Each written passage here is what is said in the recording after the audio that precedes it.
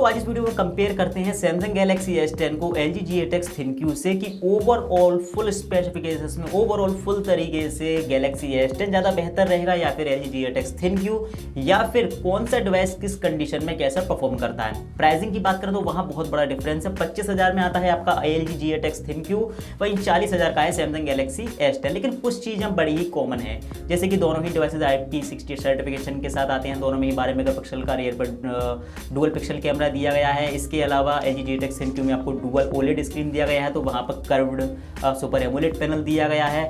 LG G8X ThinQ में आपको मिलता है स्नैपड्रैगन का 855 प्रोसेसर, वहीं गैलेक्सी S10 में आपको मिलता है एक्सिनोस का 9820 प्रोसेसर। तो कई सारी कॉमन सी चीज़ें हैं, तो इस कंडीशन में देखना जरूरी होगा कि क्या सैमसंग गैलेक्सी S10 के लिए 40,000 खर्च करना जरूरी है या फिर 25,000 में LG G8X ThinQ ही हमारी सारी जरूरतों को पूरा कर देता है। तो चलिए इस कंपैरिजन की शुरुआत सबसे पहले करते हैं डिजाइन से। बात करेंगे डिजाइन की तो कुछ ये डिजाइन आपको देखने को मिलता है LG G8X ThinQ and Samsung Galaxy S10 में। दोनों ही डिवाइसेस यहाँ एकदम अमेजिंग डिजाइन के साथ आते हैं। दोनों ही डिवाइसेस में बैक पर आपको मिलता है ग्लॉसी फिनिश। अगर प्रोटेक्शन की बात करें तो रेयर पर दोनों में ही आपको मिलता है गोरिल्ला ग्लास 5 का प्रोटेक्शन, फ्रंट पर आपको मिलता है गोरिल्ला ग्लास 6 का प्रोटेक्शन। दोनों ही डिवाइसेस IP68 सर्टिफिकेशन के साथ आते हैं, यानी कि प्रोटेक्शन में दोनों ही डिवाइसेस एकदम अमेजिंग हैं और एग्जैक्ट सेम है।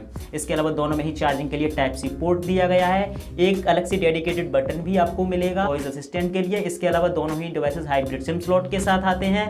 ओवरऑल दोनों ही डिवाइसेस देखने में एकदम अमेजिंग है। लेकिन अगर कॉम्पैक्टनेस की बात करें तो उस कंडीशन में Samsung Galaxy S10 LG G8X ThinQ से बेहतर है।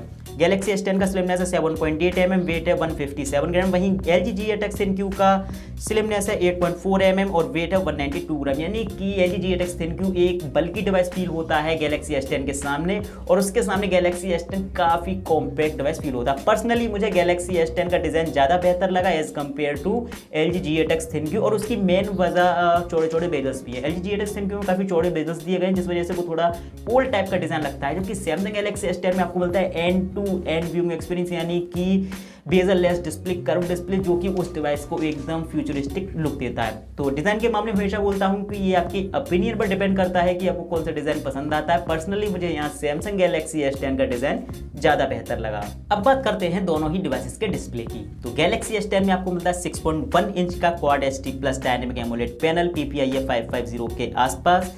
LG G8X ThinQ में आपको मिलता है 6.4 इंच का OLED full HD plus display, जिसका PPIe 403 के आसपास। अब LG G8X ThinQ में जो आपको दो डिस्प्ले दिए गए हैं, दोनों के ही स्पेसिफिकेशन सेम है, यानी कि दोनों ही डिस्प्ले 6.4 इंच के OLED पैनल हैं फुल HD प्लस रिजोल्यूशन के साथ। अब यहाँ पर अगर सिंगल स्क्रीन को कंपेयर करें तो ये एक वीडियो है जो मैंने दोनों ही डिवाइसेस पर प्ले किया है, और मुझे नहीं लगता मुझे यहाँ पर कुछ बोलने की ज़रूरत है। सारी चीज़ें आपकी आंखों के सामने है।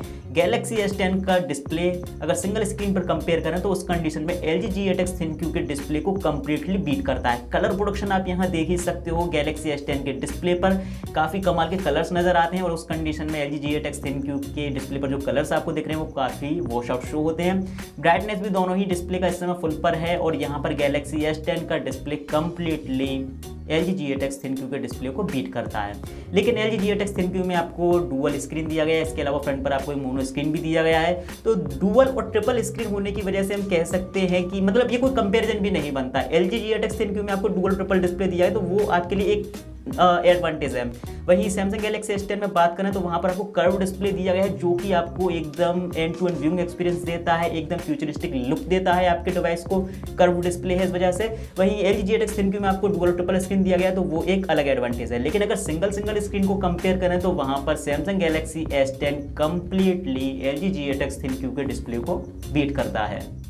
वही फीचर्स की बात करूँ, दोनों ही डिवाइसेज एंड्रॉइड 10 पर रन करते हैं। गैलेक्सी S10 में आपको मिलता है सैमसंग का One UI, वहीं LG G8X में आपको मिलता है LG का UI। कुछ फीचर्स की बात करूँ, दोनों ही डिवाइसेज में आज के ट्रेंड को फॉलो करते हुए सारे कमाल के फीचर देखने को मिल जाते हैं, जैसे कि डुअल एप्स, इसके अलावा game launcher end game tools, कुछ जेस्चर कंट्रोल्स। हाँ, G8X में आपको एक डिसएडवांटेज देखने को मिलेगा कि यहाँ पर फेस अनलॉकिंग सिस्टम नहीं दिया गया है, जबकि गैलेक्सी S10 में फिंगरप्रिंट स्कैनर और फेस अनलॉकिंग सिस्टम दिए गए हैं।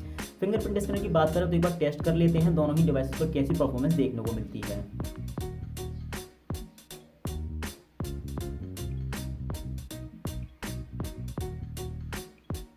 एक्यूरेसी दोनों की ही कमाल की है, लेकिन G8X का फिंगरप्रिंट स्कैनर मुझे यहाँ थोड़ा सा फास्ट लगा as compared to Galaxy S10। बाकी का लुक एंड फील की बात करें यूआई की तो दोनों ही एकदम अमेजिंग है। दोनों ही डिवाइस में आप सिंगल पेज यूआई चाहो तो वो बना सकते हो, या फिर ऐप डोर अलग, होम स्क्रीन अलग, ऐसा चाहो तो ये भी आप कर सकते हो। ये सेटिंग्स आपको दोनों ही डिवाइस में देखने को मिल जाती है। ये है दोनों ही डिवाइस का क्विक एक्सेस पैनल, और यूआई कुछ इस तरीके से डिजाइन किया गया है कि सिंगल हैंड से यूज करने पर आपको कोई इशू देखने को ना मिले। कुछ एक डिफरेंसेस भी देखने को मिलेंगे, जैसे कि गैलेक्सी S10 में आपको डॉल्बी एटमॉस का सपोर्ट दिया गया है, वहीं GTX में आपको मिला DTS:X का।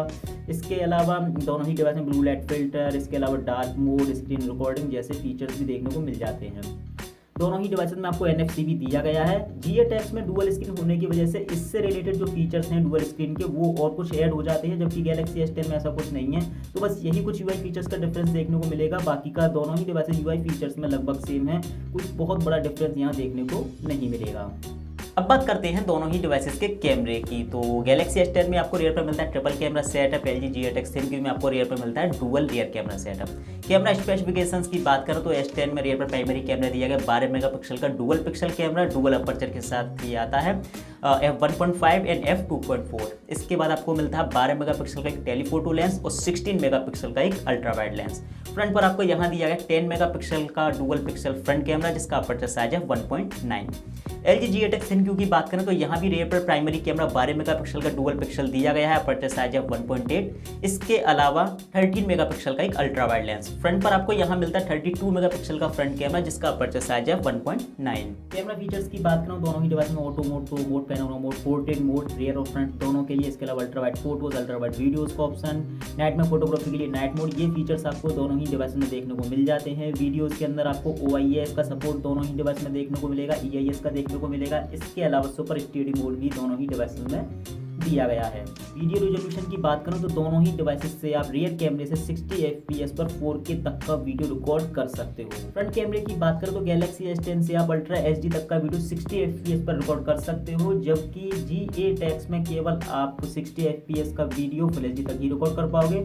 30 FPS पर आपको अल्ट्रा HD वीडियो रिकॉर्डिंग का सपोर्ट मिलता है। इसके अलावा गैलेक्सी S10 में आपको लाइव फोकस वीडियो का फीचर भी देखने को मिलेगा, जो कि रियर और फ्रंट दोनों ही कैमरे पर काम करता है। ये फीचर आपको LG GTX में देखने को नहीं मिलेगा। इसके अलावा कुछ कॉमन से फीचर जैसे कि GTX में आपको स्टूडियो मिल जाता है, गैलेक्सी S10 में सिंगल टेक वगैरह मिलती है, ये आपको दोनों ही डिवाइस में कुछ यूनिक देखने को मिल जाते हैं। जो मेन डिफरेंस रहेगा वो रहेगा लाइव फोकस वीडियो का, जो कि गैलेक्सी S10 में देखने को मिलता है।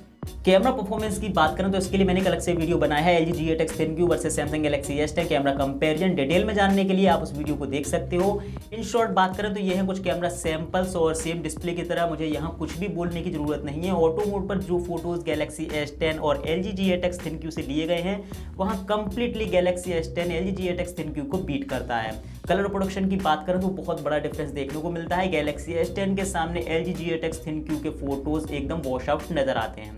डिटेलिंग की बात करूं तो दोनों ही डिवाइसेस यहाँ एकदम अमेजिंग परफॉर्म करते हैं। दोपहर के टाइम फोटोज लेने पर दोनों में ही एक्सपोजर लेवल एकदम बैलेंस देखने को मिला है। डायनेमिक रेंज भी दोनों ही डिवाइस में अच्छी देखने को मिलती है, लेकिन कंपेयर करें तो वहाँ पर गैलेक्सी S10 के फोटोज यहाँ भी GTX ThinQ को बीट करते हैं। रियर कैमरे के पोर्ट्रेट मोड की बात करें तो कुछ ये परफॉर्मेंस आपको देखने को मिलती है। भाई यहाँ गैलेक्सी S10 आपको बहुत ज़्यादा डिसअपॉइंट करता है। मतलब एक 25,000 का डिवाइस 40,000 के डिवाइस को किसी भी सेगमेंट में बीट नहीं करना चाहिए, लेकिन पोर्ट्रेट मोड में कंप्लीटली गैलेक्सी S10 एक हारा हुआ डिवाइस है। डायनेमिक रेंज आपको बिल्कुल भी अच्छी देखने को नहीं मिलती गैलेक्सी S10 के फोटोज में।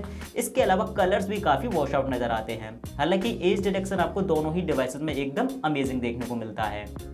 अल्ट्रा वाइड फोटोज की बात करें तो यहाँ Galaxy S10 completely LG GTX ThinQ को बीट करता है। गैलेक्सी S10 से आपको वाइडर फोटोज देखने को मिलेंगे।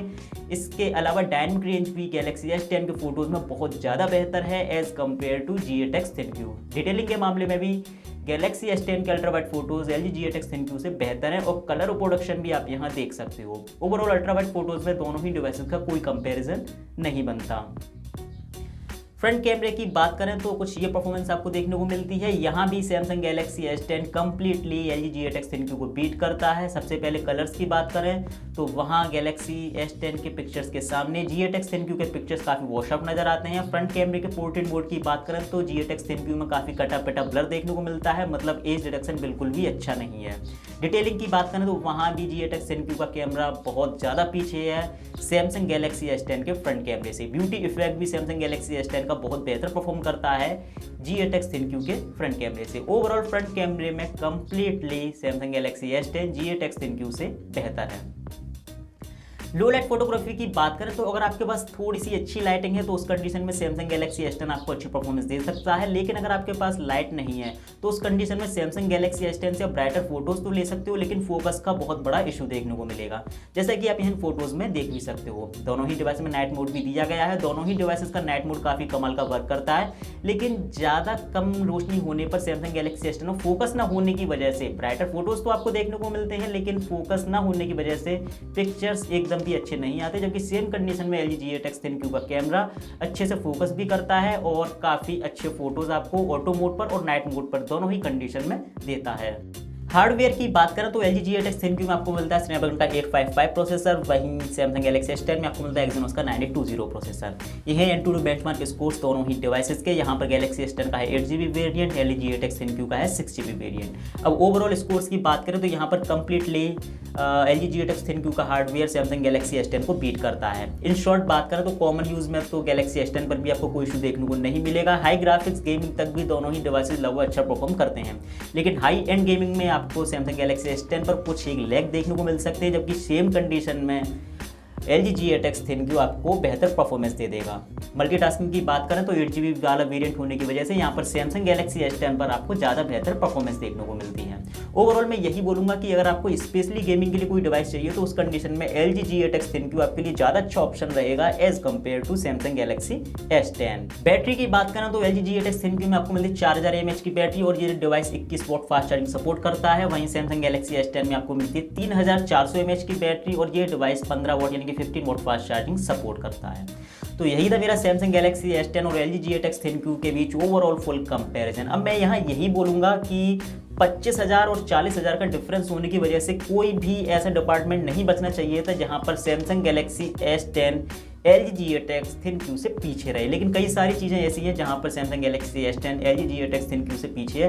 देखिए सबसे पहले हार्डवेयर में, इसके अलावा कैमरे में भी कुछ एक डिपार्टमेंट जैसे कि लो लाइट फोटोग्राफी की बात करें, इसके अलावा पोर्ट्रेट मोड की बात करें, बैटरी की बात करें, फास्ट चार्जिंग की बात करें, तो कई सारी चीज़ें ऐसी हैं जहाँ पर LG G8X ThinQ Samsung Galaxy S10 को बीट करता है। तो मैं तो यही बोलूँगा कि अपनी प्राइस के अकॉर्डिंग LG G8X ThinQ एकदम परफेक्ट डिवाइस है, बस वहाँ पर आपको कैमरे और डिज़ाइन से कंप्रोमाइज़ करना पड़ेगा। अगर इन दो चीज़ों से आप कंप्रोमाइज़ कर सकते हो तो फिर LG G8X ThinQ आपके लिए एकदम परफेक्ट चॉइस रहेगी।